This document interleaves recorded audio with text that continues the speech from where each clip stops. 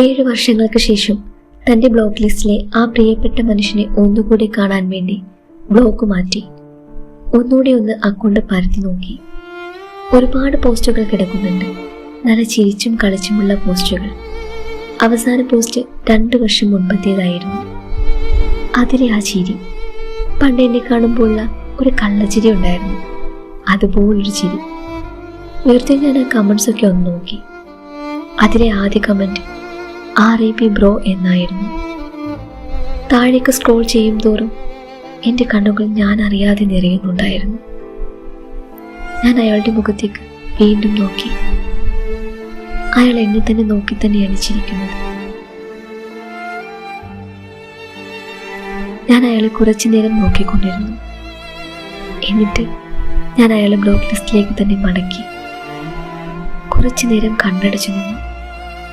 കണ്ണടച്ചിട്ടും കണ്ണുനീർ തോടുന്നില്ലായിരുന്നു.